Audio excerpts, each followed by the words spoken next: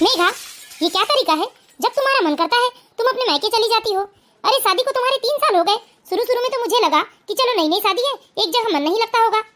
मुझे तो लगा था कि तुम धीरे धीरे करके अपनी सारी जिम्मेदारियों को समझने लगोगी, लेकिन तुम हो कि तुम्हारा एक पैर मायके में रहता है और एक पैर ससुराल में रहता है। अरे कब तक ऐसा चलेगा?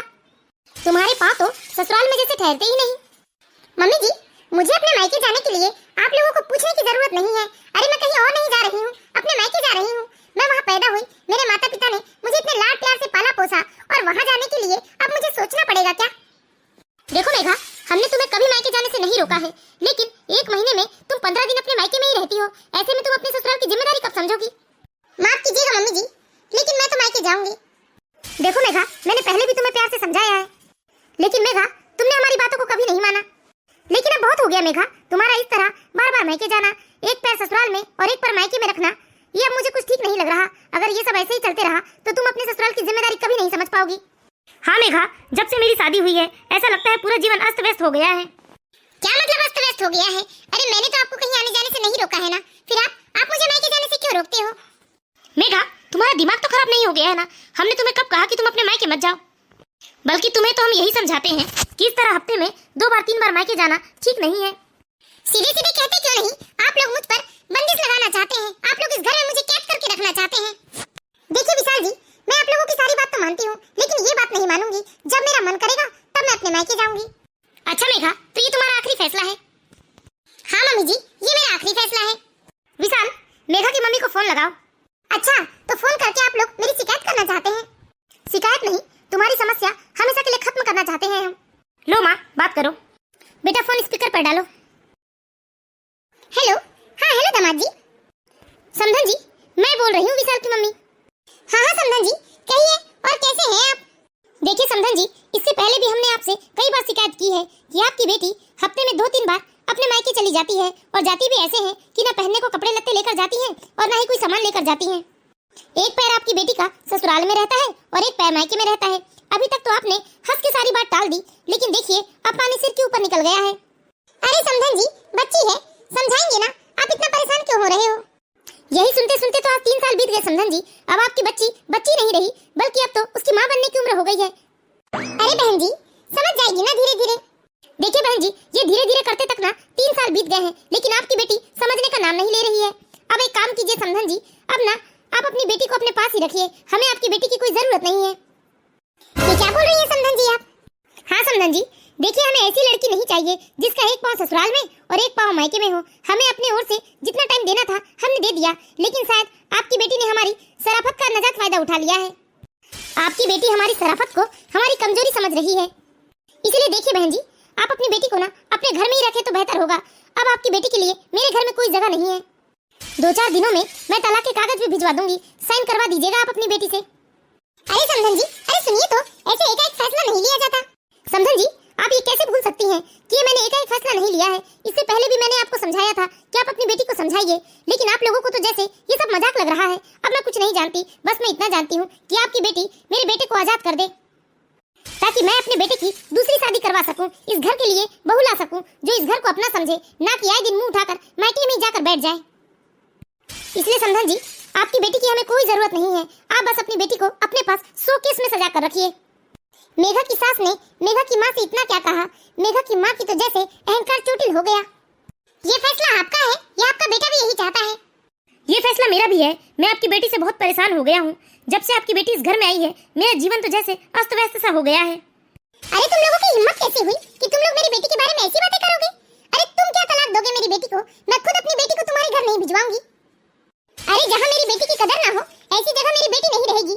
मेघा, मेघा, अगर तुम मेरी बात सुन रही हो ना बेटा, तो अभी के अभी पैकिंग करके तुम अपने मायके आ जाओ। तुम्हें डरने घबराने की कोई जरूरत नहीं है। हाँ माँ, मैं अभी के अभी अपने घर आ रही हूँ, मुझे भी नहीं रहना है ऐसे घर में। इस तरह मेघा गुस्से में अपने सारे कपड़े पैक करके वो अपने मायके चली जाती है, लेकिन मेघा के पिता को इस बारे में कोई जानकारी नहीं थी। अच्छा हो गया बेटा जो तुम आ गई यहाँ। अरे ऐसे घर में जाने की तुम्हें कोई जरूरत नहीं है, अभी तुम्हारी माँ है ना, तुम अब यहीं रहोगी। दीदी, दीदी क्या हुआ ऐसे अचानक, और आप रो क्यों रही हैं? अरे ऐसे सवाल जवाब कर रही हो, इतनी भी अकल नहीं है कि बेचारी नंद आई है दरवाजे पर और वो भी रो रही है। उसे चाय पानी के लिए पूछना छोड़ो और ये पूछ रही हो कि वो क्यों आई है। मम्मी जी, मेरा मतलब कोमल, एक शब्द नहीं, ये मतलब इसके लिए एक गिलास पानी लेकर आओ। देखो बेटा मेघा, तुम्हारे ससुराल में जो भी हुआ है तुम्हारी भाभी को बताने की जरूरत नहीं है। मैं हूँ ना, मैं सब हैंडल कर लूंगी। और हाँ, पापा को तो बिल्कुल भी मत बताना। ठीक है माँ, नहीं कहूंगी मैं पापा से कुछ, लेकिन इन्होंने तो कहा है कि मुझे तलाक दे देंगे। तू बता, तू रहना चाहती है उस घर में? माँ, ऐसे घर में कौन रहना पसंद करेगा जहाँ पर अपने खुद के मायके आने जाने के लिए इतनी पाबंदियां लगाई जाए? नहीं रहना है मुझे। तो बस बेटा, तू चिंता मत कर, चलो बैठ यहाँ। लेकिन माँ, पापा पूछेंगे तो मैं क्या कहूंगी? लो दीदी, पानी पी लो। पानी यही रख दो बहू, और जाकर कुछ अच्छा सा बना लो। ठीक है मम्मी जी। मेघा की माँ ने मेघा के पापा से ये सारी बातें छुपा ली। उन्होंने नहीं बताया कि मेघा अपने ससुराल से इस तरह लड़ाई झगड़ा करके अपने मायके आई है, क्योंकि मेघा की माँ को लगा था कि मेघा की सास ने सूखी धमकी दी है, वो तलाक वाला के कागज नहीं भिजवाएगी। लेकिन धीरे धीरे मेघा को अपने मायके में रहते 4 दिन हो जाते हैं, और चौथे दिन में कोई व्यक्ति तलाक का पेपर लेकर आता है, और वो पेपर भी मेघा के पापा के हाथ में देता है। अरे ये क्या है? किसने भेजा है? तलाक के पेपर है, मेघा तिवारी के ससुराल से आया है। क्या? ये क्या बोल रहे हो तुम? ये लीजिए, आप खुद पढ़ लीजिए।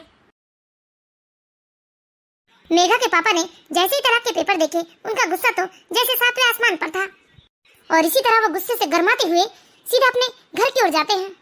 मेघा, मेघा! क्या हुआ पापा? ये सब क्या देख रहा हूँ मैं? तलाक के पेपर? शांति, शांति! अरे क्या हुआ जी, क्यों इतना शोर मचा रहे हो?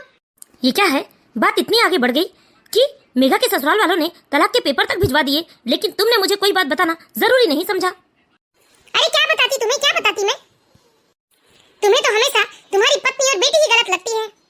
लेकिन देखिए जी, इस बार गलती आपकी बेटी की नहीं है और ना ही आपकी पत्नी की है, क्योंकि मेघा के ससुराल वालों ने अपनी मर्जी से मेघा को घर से निकाल दिया, ये कहकर कि वो मेघा को नहीं रखना चाहते अपने साथ।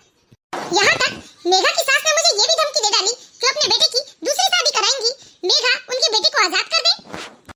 अरे जिनकी बहू बार बार अपने ससुराल से भागकर मायके में ही रहेगी, वो ससुराल वाले बहू से तो छुटकारा चाहेंगे ही ना। क्या मतलब? ये क्या बोल रहे हो आप?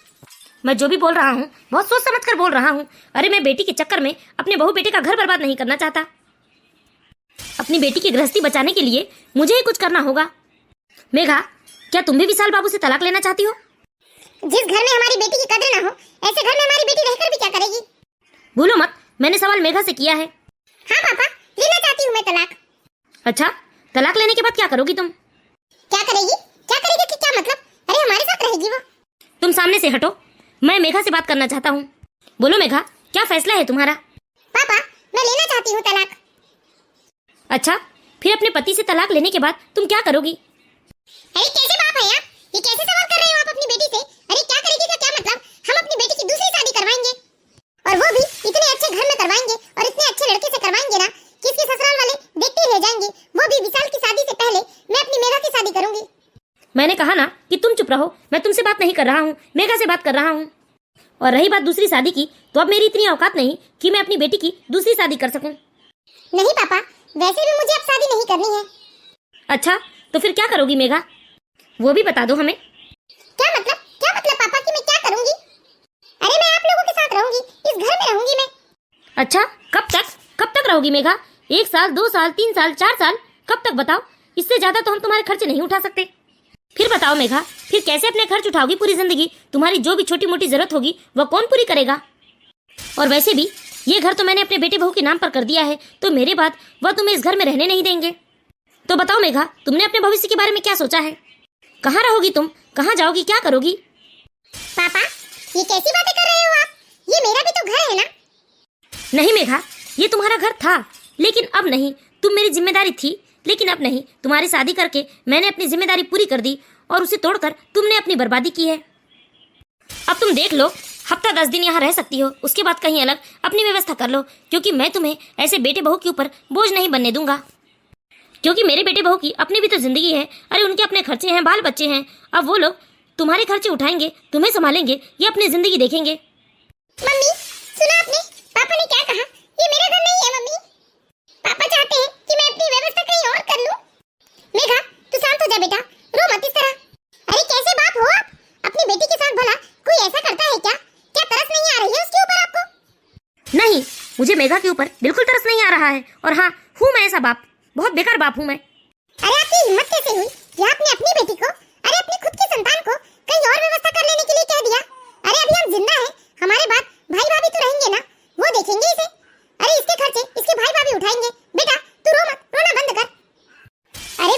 की बच्ची के ऊपर आपको जरा भी तरस नहीं आ रहा है? उसके ससुराल वालों ने उसे तलाक के पेपर भिजवा दिए। ये जो कुछ भी हुआ है ना, ये सब तुम्हारी बेटी की गलती की वजह से हुआ है। अरे मैं पूछता हूँ, उसके ससुराल में है ही कितने लोग? सिर्फ 5 लोगों का ससुराल है, उसमें भी 2-2 नौकर लगे हुए हैं घर में। लेकिन मैं भी 3 सालों से देख रहा हूँ, मेघा का अपने ससुराल में मन नहीं लगता। जब देखो तब बस अपने मायके भाग कर आ जाती है। इस तरह एक पैर मायके में एक पैर ससुराल में रहेगा तो कौन ससुराल वाला इसे खुशी खुशी अपनाएगा? देखिए जी, ये सब फालतू की बात नहीं करनी है मुझे, और मेरी बेटी कोई बोझ नहीं है। अरे भाई भाभी हैं उसके, एक बेटी इतना पहाड़ तो नहीं हो गया जो से उसके भाई भाभी 2 टाइम का खाना भी नहीं खिला पाएंगे। और सुन लीजिए, मेरी बेटी को कोई कुछ नहीं कहेगा, मेरी बेटी यही रहेगी, हम लोगों के साथ रहेगी। मेघा, तू मेरे साथ कमरे में चल बेटा, मैं भी तो देखती हूँ किसकी इतनी हिम्मत है जो तुझे इस घर से जाने को कहते हैं। अरे तू मेरी बेटी है, किसी के ऊपर बोझ नहीं है। आज ये जो कुछ भी हो रहा है वो सिर्फ और सिर्फ मेघा की माँ की वजह से हो रहा है। मुझे समझ में आ गया है, बेटी को ठीक करने से पहले माँ का इलाज करना जरूरी है। रघुनंदन जी अपनी पत्नी और बेटी को पहले से ही जानते थे। उन्हें मालूम था कि आज जो कुछ भी हुआ है वो सिर्फ और सिर्फ उनकी बेटी और पत्नी की वजह से हुआ है। इसीलिए रघुनंदन जी ने फैसला कर लिया था कि अब बेटी को ठीक करने से पहले अपनी पत्नी को ठीक करेंगे। और एक दिन कुछ सोचते हुए वो अपनी पत्नी से कहते हैं, बेटा तू बिल्कुल चिंता मत करना, जब तक तेरी माँ है ना, तेरे ऊपर आँच भी नहीं आने देगी। शांति, शांति। अरे क्या हुआ जी, ऐसे घबराए हुए से क्यों हो आप? शांति, अभी अभी तुम्हारे मायके से फोन आया था तुम्हारी भाभी का। वो कह रही थी कि अचानक से तुम्हारे भैया की तबीयत बहुत खराब हो गई है। क्या? ये क्या बोल रहे हो आप? मेरे भैया की तबीयत खराब हो गई? हाँ शांति, अभी अभी बात हुई है फोन में। एक काम करो, जल्दी से तुम पैकिंग कर लो और चली जाओ अपने मायके। हाँ जी, मैं अभी पैकिंग कर लेती हूँ और जाती हूँ। मैं, मेरे भाई को कुछ नहीं होना चाहिए, मेरा इकलौता भाई है। मम्मी, मैं भी चलूँ क्या आपके साथ? नहीं बेटा, अभी तो मुझे अकेले जाने दे। कैसी क्या तबीयत है, फिर मैं वहाँ से फोन करूंगी, तब तू आ जाना मामा को देखने। शांति, जल्दी करो। हाँ जी, मैं अभी पैकिंग करती हूँ।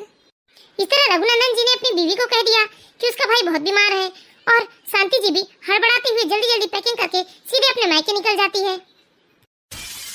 अरे दीदी, आइए आइए। भाभी, मेरा भाई कहाँ है और कैसी है उनकी तबीयत? अरे दीदी, क्या हुआ है आपके भैया को? आपके भैया तो अच्छे भले हैं। क्या? ये क्या बोल रही हो भाभी तुम? अरे मुझे तो मेघा के पापा ने बताया कि मेरे भाई की बड़ी तबीयत खराब है, इसलिए मैं दौड़ते भागते आई हूँ। वो ऐसा है ना दीदी, अरे उम्र के साथ थोड़ा बहुत तो नरम गरम लगा रहता है। बस ऐसे ही उनकी कल थोड़ी सी तबीयत खराब थी तो जिया जी का फोन आया था तो मैंने ही कह दिया था उनसे। अरे ऐसी बात है, इन्होंने तो मुझे ऐसे डरा ही दिया। मैंने सोचा कि सच में भाई की बहुत तबीयत खराब होगी, इसलिए ऐसे भागते भगाते आई हूँ। रुको, मैं अभी फोन करके तुम्हारे जिया जी की खबर लेती हूँ। हेलो, अरे आपने मुझसे झूठ क्यों कहा कि मेरे भाई की तबीयत खराब है? अभी अभी भाभी ने मुझे बताया कि मेरा भाई तो बिल्कुल ठीक है, फिर आपने ऐसा मजाक क्यों किया मेरे साथ? अरे फालतू में इतना दौड़ा दिया आपने। अरे इतना दौड़ भाग करके मैं यहाँ आई हूँ, अब एकाएक वापस तो नहीं आ सकती ना, अब 2-4 दिन मैं रहकर ही आऊंगी, ठीक है ना? नहीं नहीं शांति, 2 दिन नहीं, अब तो तुम्हें पूरी जिंदगी वहीं रहना है। तुम वहीं रहो, यहाँ आने की कोई जरूरत नहीं है। यह मेरा घर है और मैं अपना घर अच्छे से संभाल सकता हूँ, ठीक है? अपने पति की बात सुनकर तो शांति जी जैसे दंग सी रह गई थी कि अचानक से उनके पति को क्या हो गया। वो इस तरह से उल्टी सीधी बातें क्यों कर रहे हैं? ये क्या कह रहे हैं आप? आपका दिमाग तो ठीक है ना? सटिया गए हो क्या? बेटी का गुस्सा मेरे ऊपर क्यों उतार रहे हो? मैं कोई सटियाया नहीं हूँ, मैंने कह दिया ना कि यहाँ तुम्हारी कोई जरूरत नहीं है मुझे। अब तुम अपनी पूरी जिंदगी अपने मायके में ही रहो। अरे दिमाग तो खराब नहीं हो गया है क्या? भला यहाँ क्यों रहूंगी मैं? मेरा घर नहीं है क्या? क्यों शांति, क्या वो घर तुम्हारा नहीं है? वो तुम्हारे भैया भाभी का घर है, मतलब तुम्हारा ही घर तो हुआ ना। क्या हो गया जो वहाँ रहोगी तुम?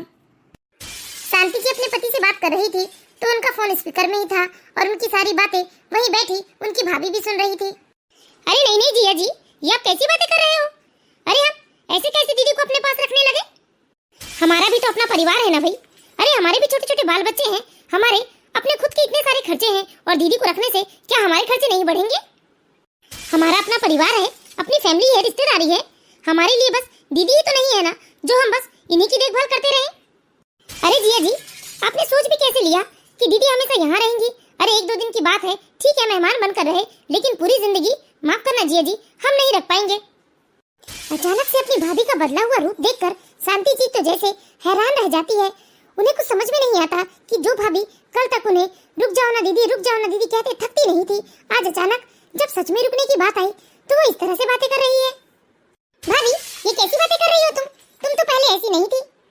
देखिए दीदी, बुरा मत मानिएगा, लेकिन शादी के बाद लड़कियों का असली घर तो उसका ससुराल ही होता है। 2-4 दिन के लिए मेहमान बनकर आ रही हैं, वहाँ तक तो ठीक है। अब पूरी जिंदगी भाई कौन संभालेगा? माँ बाप की बात अलग होती है दीदी, और भाई भाभी की बात अलग होती है। हमारी अपनी भी तो फैमिली है ना, अपने खर्चे हैं, हम आपको कब तक देखेंगे?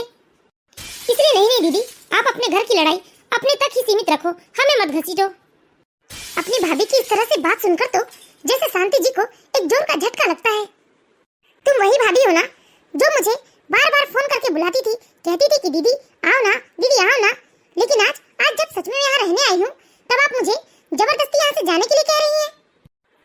मुझे साफ साफ यहाँ रहने से तुमने मना कर दिया। अरे दीदी आप कब आई? अरे अच्छा हो गया भाई जो आप यहाँ आ गए। आपने सुना कि भाभी ने क्या कहा मुझसे? भैया क्या मैं आपकी बहन नहीं हूँ? क्या मेरे इस घर पर कोई हक नहीं है? आप लोगों पर मेरा कोई हक नहीं है? क्या मैं आप लोगों पर बोझ हूँ भैया? देखो बहन, सही मायने में देखा जाए ना तो तुम्हारी भाभी कुछ गलत नहीं कह रही है। हमारी भी फैमिली है, हमारे भी बेटे बहू हैं, बेटी है, दामाद है, पोते हैं। अरे हमारे भी तो खर्चे हैं ना, और अगर तुम यहाँ रहने लगोगी तो तुम्हारे छोटे मोटे खर्चे भी हमें ही उठाने पड़ेंगे। और मान लो बहन कल को तुम्हें कोई बीमारी हो गई तो फिर दवाई गोली का खर्चा भी तो हमें उठाना पड़ेगा ना। अरे तुम्हारे 1 रुपए की जरूरत से लेकर लाखों की जरूरत हमें ही पूरी करनी होगी। तो बताओ बहन, तुम्हारी भाभी ने तुमसे क्या गलत कहा? एक तरफ से तुम्हारी भाभी बिल्कुल सही बोल रही है। देखो बहन, शादी के बाद ना अपना असली घर पति का ही घर होता है, अपना ससुराल ही होता है। देखो बहन, यही दुनिया की सच्चाई है। मायके में भैया भाभी माँ बाप जैसे नहीं हो सकते, क्योंकि भैया भाभी का भी तो अपना खुद का परिवार होता है। बहू बेटे होते हैं, बेटी दामाद होती है, नाती पोते होते हैं। अरे उन्हें भी तो देखना होता है ना। अपने भाई के मुंह से भी इस तरह की बातें सुनकर तो शांति जी के पैर तले से जैसे जमीन हट गई थी।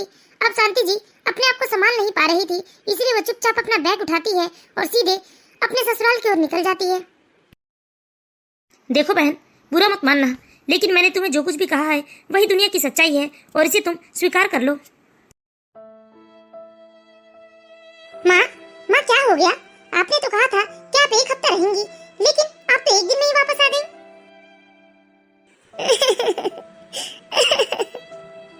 अरे शांति, क्या हुआ बताओ ना। अरे 1 हफ्ता भी नहीं बीता और तुम ससुराल वापस आ गई अपने मायके से। तुम तो वहाँ रहने वाली थी ना, क्या हुआ बताओ मेघा को। हाँ माँ बताओ ना, क्या हुआ? मामा की तबीयत कैसी है? कुछ नहीं हुआ है बेटा तुम्हारे मामा की तबीयत को। अरे तो क्या बात हो गई?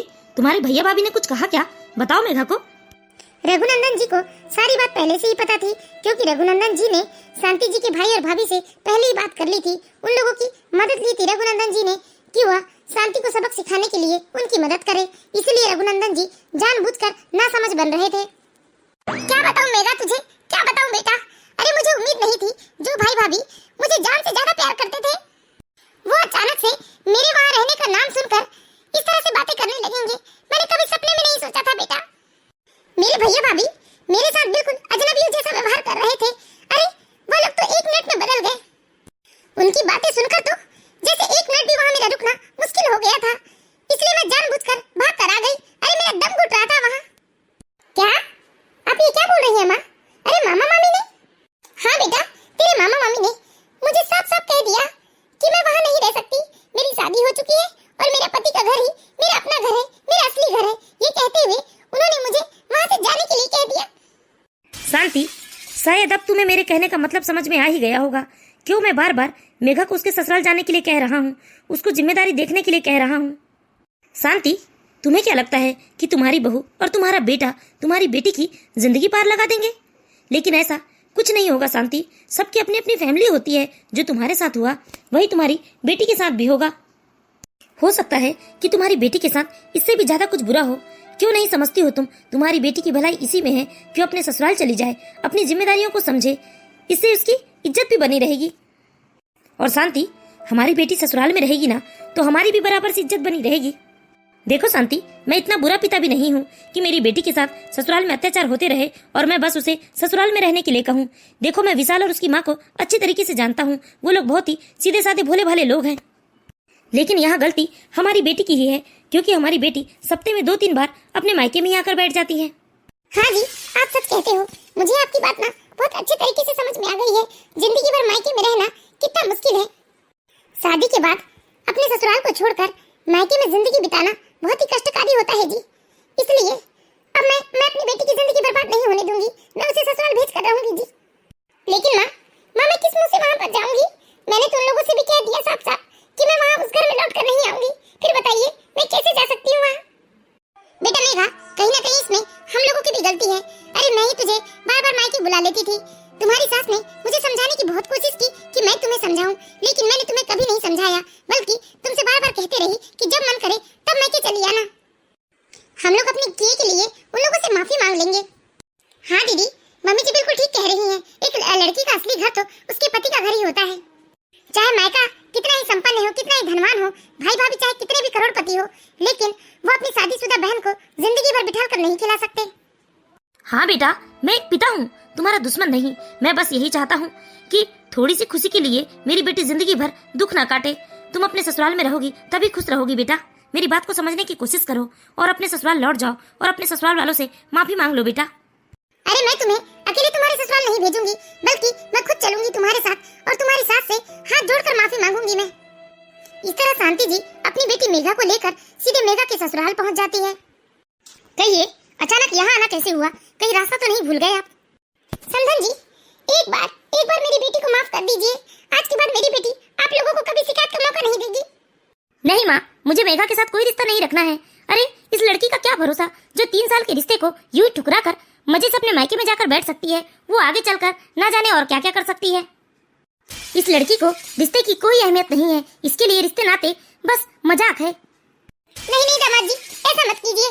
अरे मैं आपको विश्वास दिलाती हूँ कि आज के बाद मेरी बेटी ऐसी वैसी कोई गलती नहीं करेगी। यहाँ तक आप लोगों के परमिशन के बिना वो घर से भी नहीं निकलेगी। बस एक मौका दे दीजिए दामाद जी। एक बार मेरी बेटी को माफ कर दीजिए। बेटा एक मौका तो देना ही चाहिए। देख एक बार माफ कर दे बहू को। हाँ समधन जी, बस एक मौका दे दीजिए।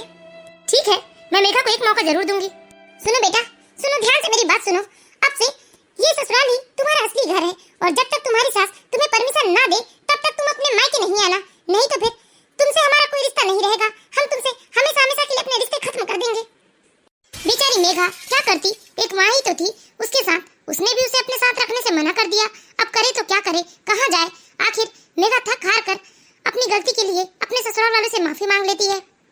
अब शांति जी अपनी बेटी को ससुराल विदा करके अपने घर चली जाती है और घर जाकर वो चैन की सांस लेती है। लेकिन शांति जी के मन में कहीं न कहीं अपने भाई भाभी के लिए एक नफरत पैदा हो गई थी। उनका मन बहुत दुखी था, वह बार बार रो रही थी। शांति जी का इस तरह से बार बार रोता हुआ चेहरा देखकर रघुनंदन जी शांति जी की तकलीफ को समझ गए थे। अब रघुनंदन जी सोचते हैं कि जो होना था वो तो हो गया और उनकी बेटी ससुराल भी चली गई। इसलिए उन्होंने सोचा कि अब शांति जी को उनके भाई भाभी की सारी सच्चाई बता देनी चाहिए। शांति, मैं अच्छे तरीके से समझ रहा हूँ कि तुम अपने भैया भाभी से नफरत करने लगी हो। हाँ जी, क्यों नफरत ना करूं? अरे मैं उन लोगों को अपनी जान जैसे चाहती थी, लेकिन उन लोगों ने मुझे वहाँ रहने से साफ साफ मना कर दिया। देखो शांति, हो सके तो मुझे माफ कर देना, लेकिन मैंने तुमसे एक सच छुपाया था। कैसा सच? क्या छुपाया था जी आपने? तुम्हें और मेघा को सबक सिखाने के लिए मैंने तुम्हारे भैया भाभी से पहले ही फोन में बात कर ली थी और उन्हें ही तुमसे बुरा व्यवहार करने के लिए कहा था। हो सके तो मुझे माफ कर देना। इसलिए मैं तुमसे विनती करता हूँ कि तुम इस तरह से अपने भैया भाभी को कोसना बंद कर दो। उनकी कोई गलती नहीं है। तुम्हारे भैया भाभी के दिल में तुम्हारे लिए कोई नफरत नहीं है। उन्होंने जो भी किया वो सिर्फ मेरे कहने पर किया। अगर वो ऐसा नहीं करते तो तुम कभी हकीकत को नहीं समझ पाती शांति, और ना ही कभी तुम्हारी बेटी का घर बस पाता। हाँ जी, आप ठीक ही कह रहे हो। जो कुछ भी हुआ वो अच्छे के लिए हुआ। इस तरह शांति जी को अपनी गलती का एहसास हो जाता है। तो हम आशा करते हैं दोस्तों आप लोगों को हमारी कहानी जरूर पसंद आई होगी। यदि कहानी अच्छी लगी हो तो प्लीज इस वीडियो को लाइक कीजिए और इसी तरह की मोरल स्टोरीज देखते रहने के लिए हमारे चैनल बालाघाट की बेटी को सब्सक्राइब करें।